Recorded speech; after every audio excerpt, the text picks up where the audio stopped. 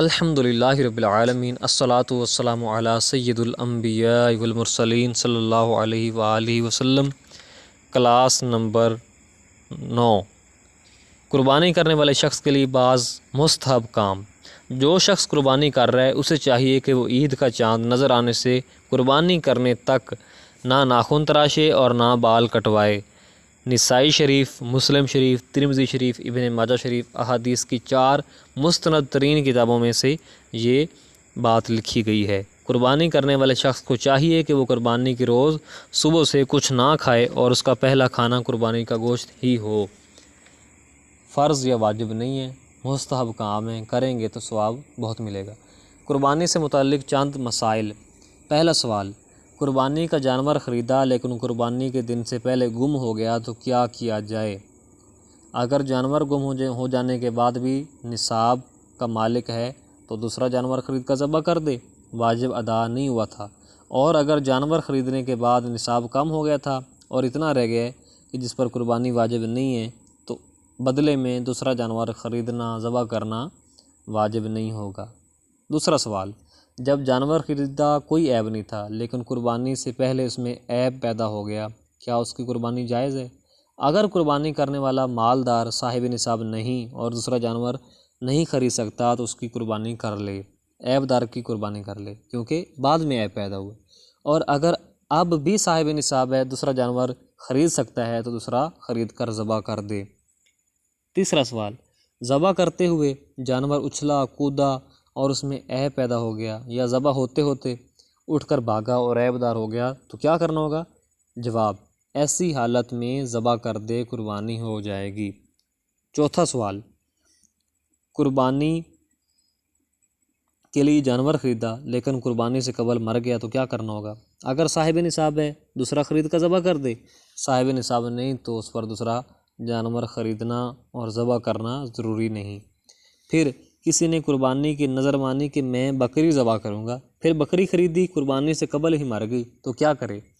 جب کہ وہ مالدار بھی نہیں، چونکہ نظر مانی تھی، منت مانگی تھی، اس لیے دوسری خرید کر ذبح کرنا واجب ہے۔ پھر عید اور حج کی قربانی میں کیا فرق ہے؟ عید کی قربانی ہر مسلمان صاحب نصاب پر واجب ہے، جبکہ حج کی قربانی صاحب نصاب ہونے کی وجہ سے نہیں اور نہ ہی ہر حاجی پر واجب ہے، بلکہ صرف ان حجاج کرام پر واجب ہے جو حج تمتع اور حج قران کر رہے ہوں۔ اچھا، حج کی 3 اقسام ہیں۔ حج افراد، حج افراد میں حج کو عمرے کے ساتھ جمع نہ کیا جائے بلکہ اکیلا حج کیا جائے، عمرہ نہ کیا جائے۔ نمبر 2، حج قران، اس کا مطلب ہوتا ہے 2 چیزوں کو ملانا، عمرہ اور حج کو ملانا، دونوں اکٹھے کرنا۔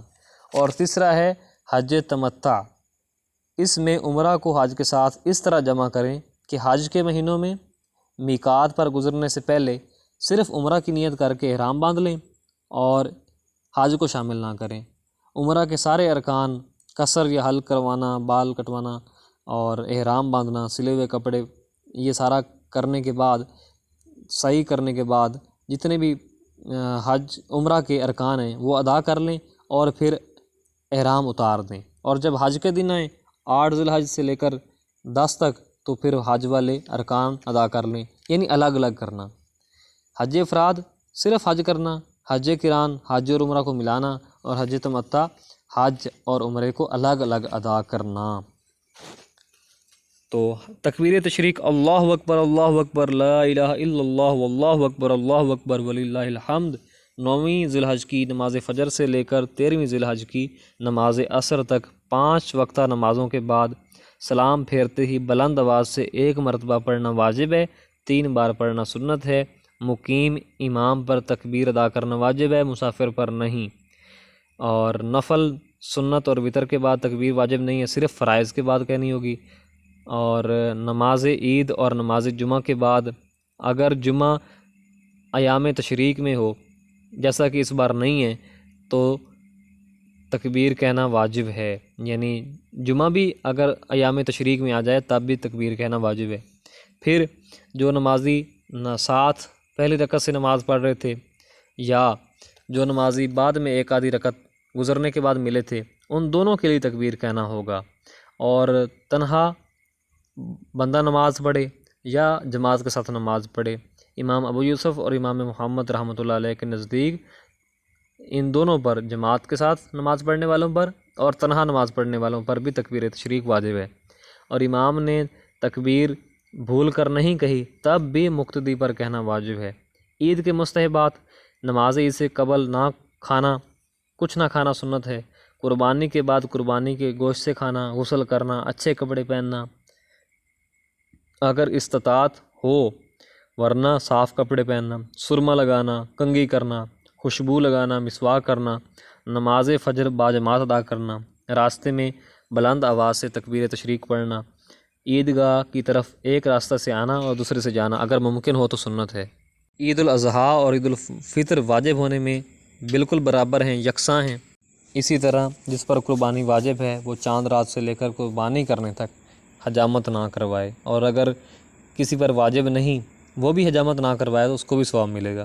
مسافر اور بیمار پر نماز عید واجب نہیں، پڑھ لیں گے تو نماز ہو جائے گی۔ نماز عید سے پہلے گھر یا عیدگاہ میں، نماز عید کے بعد پہلے یا بعد میں نفل پڑھنا منع ہے۔ عید والے دن صرف عید کی نماز۔ اب اللہ تعالیٰ سے دعا ہے کہ وہ پاک ذات ہمیں عید الاضحیٰ کے صدقے رسول کریم صلی اللہ علیہ وسلم کی سچی سچی محبت نصیب فرمائے، علم دین سیکھنے اور سکھانے کی توفیق عطا فرمائے اور اس پر عمل کرنے کی توفیق بخشے، آمین ثم آمین۔ السلام علیکم ورحمۃ اللہ وبرکاتہ۔